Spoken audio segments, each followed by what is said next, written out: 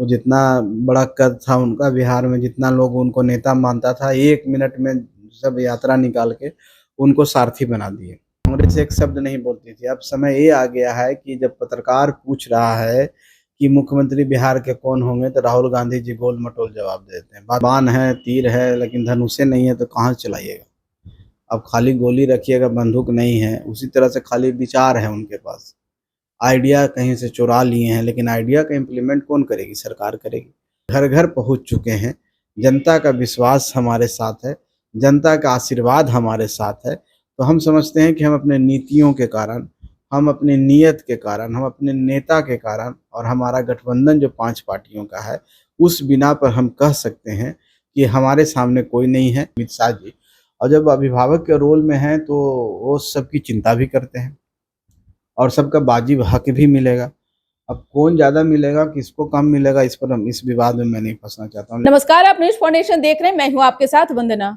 एक तरफ सभी राजनीतिक पार्टियां बिहार में चुनावी मैदान में उतर चुकी है, अपनी ओर से रणनीति बना रही है, तो दूसरी तरफ महागठबंधन को और भी मजबूत बनाने के लिए तेजस्वी यादव ने कई ऐसे रणनीति बनाए हैं जो कि आगे आने वाले समय में तेजस्वी यादव ने दावा किया है कि एनडीए की सरकार जो है इसके आगे नहीं टिक पाएगी। हमारे साथ बात करने के लिए हैं हम पार्टी के राष्ट्रीय अध्यक्ष और बिहार सरकार में मंत्री डॉक्टर संतोष सुमन। क्या लग रहा है तेजस्वी यादव को आप लोग किस तरह से जवाब देंगे? तेजस्वी यादव ने अपना एक एक ऐसा मुद्दा और ऐसे ऐसे रणनीति के तहत वो अब परास्त करने को सोच रहे हैं एनडीए को। नेताओं के पास में क्या क्या रणनीति है? देखिए, तेजस्वी यादव जी का कोई रणनीति नहीं है। उनका जो भी रणनीति था वो सब फिस हो चुका है, फुस हो चुका है। फुस करने वाले राहुल गांधी जी हैं। वो जितना बड़ा कद था उनका बिहार में, जितना लोग उनको नेता मानता था, 1 मिनट में सब यात्रा निकाल के उनको सारथी बना दिए।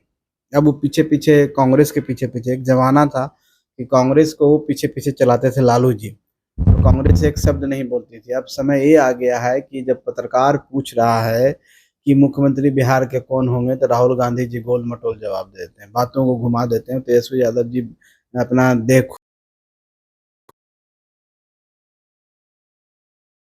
धारा नहीं है, बेचारे थके हुए हैं। देख रहे हैं कि एकदम थके हारे से दिखते हैं। उनका बॉडी लैंग्वेज लग रहा है कि अब उनके बस की बात नहीं है। इसलिए कांग्रेस पार्टी ने गियर चेंज करके लीड रोल में आया है, ड्राइविंग सीट पर बैठ गया है।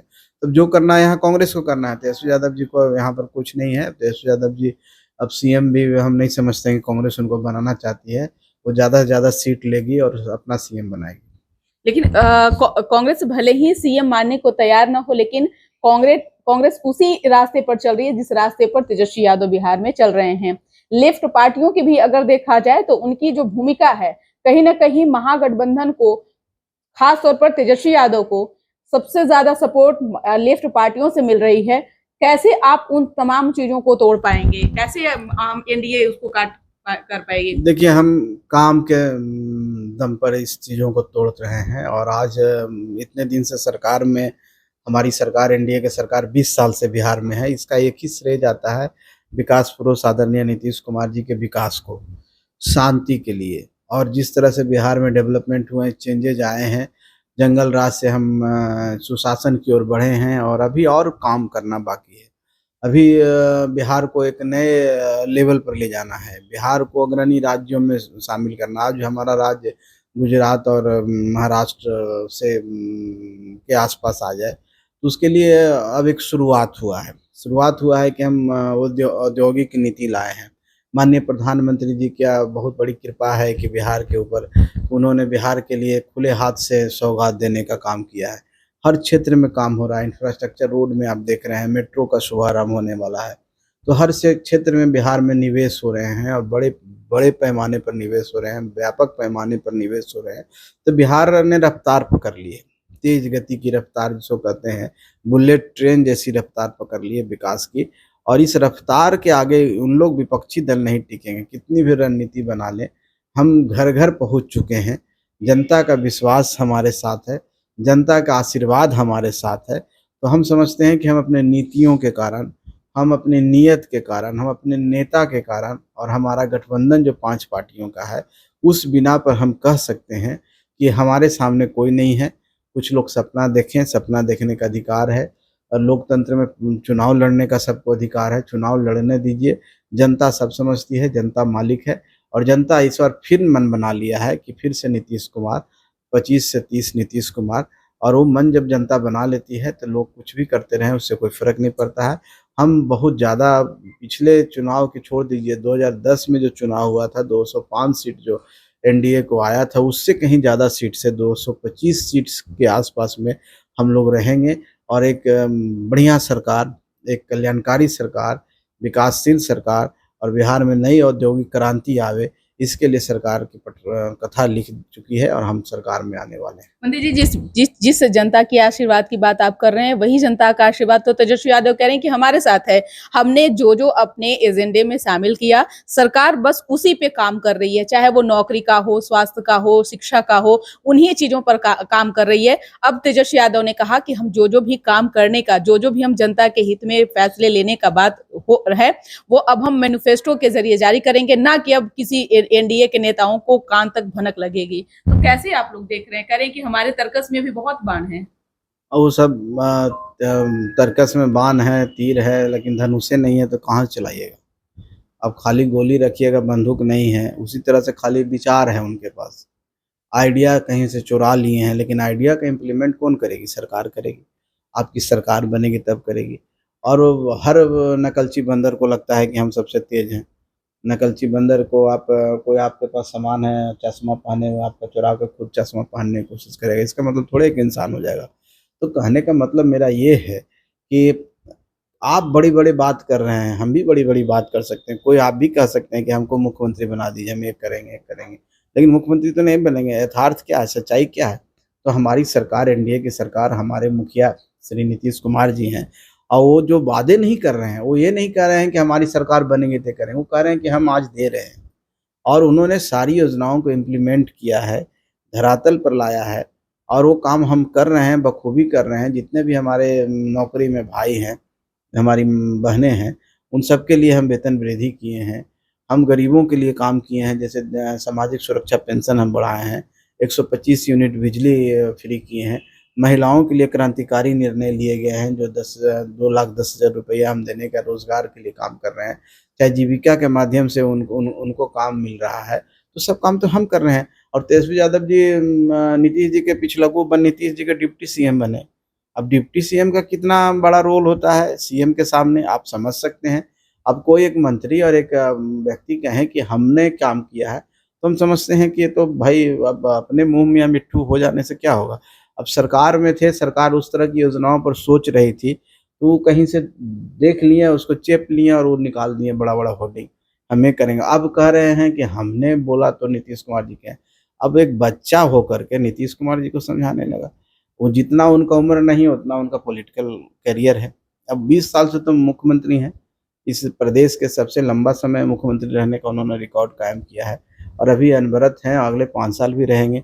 और उस व्यक्ति के बारे में बोल रहे हैं तेजस्वी यादव जी कि हम नीतीश जी को बता रहे हैं। इसका मतलब कि आप समझ सकते हैं कि कितना समझदार वो हैं, जो सूरज को रोशनी दिखाने का काम कर रहे हैं। एक सवाल है कि एक तरफ जहां विपक्ष के मंच से प्रधानमंत्री नरेंद्र मोदी के स्वर्गीय मां को गाली, यानी उसको अब हम लोग तो गाली नहीं कर सकते हैं, अभद्र भाषा का प्रयोग किया गया, तो दूसरी ओर तेजस्वी यादव जो नेता प्रतिपक्ष हैं, उन्होंने नीतीश कुमार को लेकर के एक शब्द का प्रयोग किया।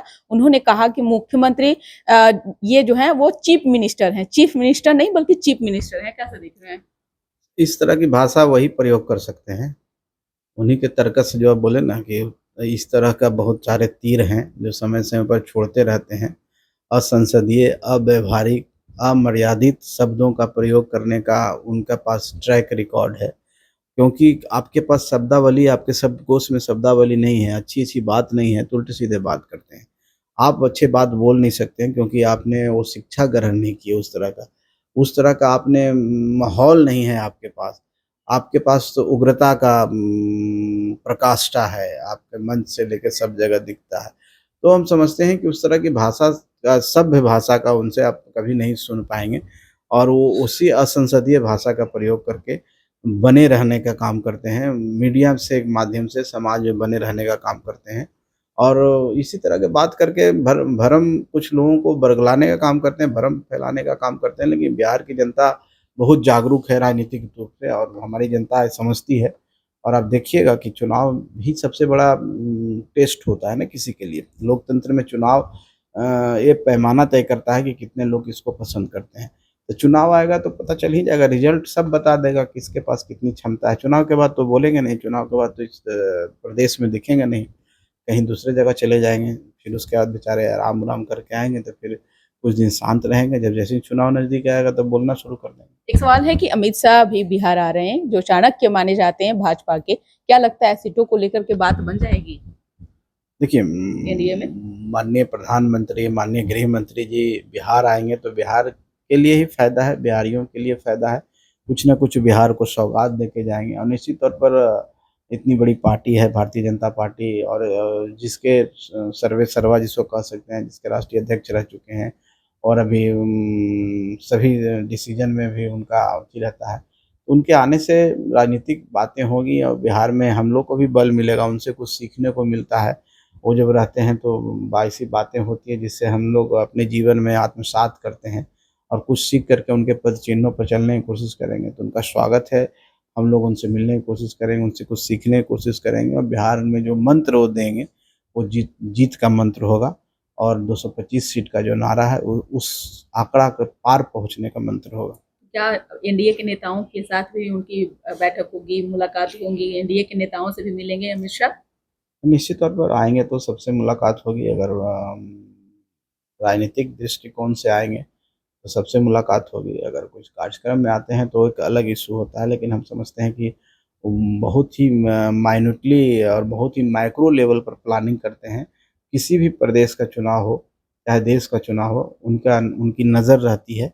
अब बिहार भी उनकी नज़र में है, और एक एक सीट पर उनकी नज़र पैनी नज़र होती है। तो वो निश्चित तौर पर सबसे वार्ता करेंगे। वार्ता करके ही कुछ न कुछ कंक्लूजन निकलता है, क्योंकि हमारे क्या डेमोक्रेटिक सेटअप है, हम एनडीए हैं, और एनडीए में सब दल समान है। अलग बात है कि किसको कितना सीट मिलेगा, वो विवाह वो अलग विषय है, वो विषय नहीं। लेकिन हम वैचारिक तौर पर सब समान हैं, और सब एक साथ मिल के ही जनता के समक्ष जा भी रहे हैं, जाएंगे भी। और सब मिल के ही बिहार की विकास की जो यात्रा है, जो रफ्तार पकड़ी है, उसमें और तेज़ी लाएंगे, और बिहार में और विकास हो, इसकी हम लोग परिकल्पना करेंगे। अब समय बहुत कम है। अब एक अंतिम सवाल है कि समय बहुत कम है बिहार के चुनाव, विधानसभा के चुनाव में सीटों को लेकर कैसे आप लोग ये करेंगे? क्योंकि एक तरफ उपेंद्र कुशवाहा है, दूसरी तरफ चिराग पासवान है। आपने उन दोनों पार्टियों के नेताओं का भी बयान सुने होंगे। आपकी भी इच्छा है कि हम ज्यादा से ज्यादा सीटों पर चुनाव लड़ें, क्योंकि हर पार्टी का एक ये रहता है। कैसे इस बार आप लोग जो है फिट बैठेंगे? क्योंकि विपक्ष का कहना है कि एनडीए में सीट को लेकर के रार मचने वाली है, एनडीए के जो दल हैं उसमें भी रार मचने वाली है। देखिए, आपका जब मन साफ होता है, आप अगर समाज सेवा के मन से सोचते हैं, अगर राजनीति में हैं तो ये सोच के चलेंगे कि हमको समाज सेवा करना, जनता का भलाई करना है, और जनता का जो भलाई जिसमें है, जनता के लिए हम लोग उत्तरदायी हैं। तो हम समझते हैं कि इन चीज़ों के पचड़े में हम लोग नहीं फंसते हैं। जहाँ तक सीट का मामला है, वो तो तय हो ही जाएगा। अब बहुत ज़्यादा दिन नहीं है, 15 से 20 दिनों के अंदर ये सारे मामले आपको सामने आएंगे। लेकिन हमको नहीं लगता है कि कहीं से कोई परेशानी है, दिक्कत है, कहीं पर किसी गठबंधन के लोगों को परेशानी होगी कि हमको कम मिला, ज़्यादा मिला। सब मिलजुल के ही तय करेंगे, और सबके अभिभावक हैं, जैसा कि आपने बोला, माननीय गृह मंत्री जी आदरणीय अमित शाह जी। और जब अभिभावक के रोल में हैं तो वो सबकी चिंता भी करते हैं, और सबका वाजिब हक भी मिलेगा। अब कौन ज़्यादा मिलेगा, किसको कम मिलेगा, इस पर इस विवाद में मैं नहीं फंसना चाहता हूँ। लेकिन मैं समझता हूँ कि सबका सम्मान अ, है इस गठबंधन में, और सब विचारधारा के तहत जुड़े हुए हैं। तो सबकी सम्मान की रक्षा होगी, और सबकी विचारधारा एनडीए की विचारधारा है, विकास की विचारधारा है। और हम लोग भी चाहते हैं कि इस विचारधारा के साथ ही रहें, और बिहार के विकास में भागीदार बने। लेकिन सवाल यह है कि तो क्या आप पार्टी के राष्ट्रीय अध्यक्ष हैं, एक मजबूत पद होता है, एक बहुत ही उम्मीद लोगों की रहती है, तो क्या गठबंधन की बात पर संतोष सुमन कुर्बानी देंगे? देखिए, कुर्बानी का शब्दावली ही अलग है, आप जिस बात को कह रहे हैं। मैं एक राष्ट्रीय अध्यक्ष होने के नाते पार्टी के कार्यकर्ताओं की भावना का सम्मान करता हूं, और जो हमारे कार्यकर्ता, पार्टी के कार्यकर्ताओं की भावना है उस भावना को सही जगह मैं प्रकट करूँगा और उनकी भावना जो संदेश है कार्यकर्ताओं का मैं वहाँ रखूँगा। और हर व्यक्ति, हर पार्टी चाहती है कि हमारे ज़्यादा से ज़्यादा कार्यकर्ता चुनाव मैदान में आवे और उनके कार्यकर्ता इमाम जो हमारा लोकतंत्र का मंदिर है, जिसको हम विधानसभा सदन जो भी कह लें, उसको हम कहते हैं, वहाँ पर प्रतिनिधित्व करें। तो हम भी राष्ट्रीय अध्यक्ष हैं, तो हम भी चाहेंगे कि हमारे ज़्यादा से ज़्यादा कार्यकर्ता उस जगह पहुँचे। और वो तो समय बताएगा और जगह बताएगा, और वो जिस जगह उपयुक्त जगह है, वहाँ बैठ के जब हम लोग वार्ता करेंगे तो निश्चित तौर पर हमारा काम रहेगा एक एडवोकेट की तरह एडवोकेसी करेंगे अपने कार्यकर्ताओं के लिए। और हम समझते हैं कि हम लोग सम्मान के साथ जुड़े हुए हैं, समझौता भी सम्मान के साथ। कितने सीटों पर आपके पार्टी के नेता, आपके पार्टी के समर्थक जो हैं वो कह रहे हैं कि हम 40 सीट पर लड़ेंगे, तो क्या 40 से भी कम मतलब सीट पर, या फिर क्या लगता है 20, 25, 30 कितना सीट पर आखिर हम पार्टी का इच्छा है कि हम चुनाव देखिए, लड़ेंगे? इच्छा देखिए हर व्यक्ति का अनंत होता है, पार्टी के रूप में भी अनंत है। इच्छा तो है कि भाई हम अकेले सरकार बना लें, हम ही मुख्यमंत्री बना लें, लेकिन इच्छा होने से कुछ होता नहीं ना है। इच्छा वो अनंत है, इच्छा को छोड़ दीजिए।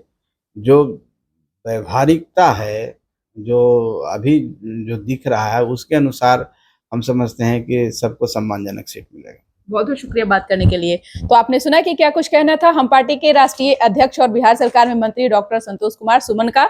हमने कई सवाल सर से किए हैं। उम्मीद है आपको इनकी बात अच्छी लगी होगी, या फिर आपको जैसा लगा आप कमेंट बॉक्स में जाकर जरूर अपना कमेंट करिएगा। धन्यवाद।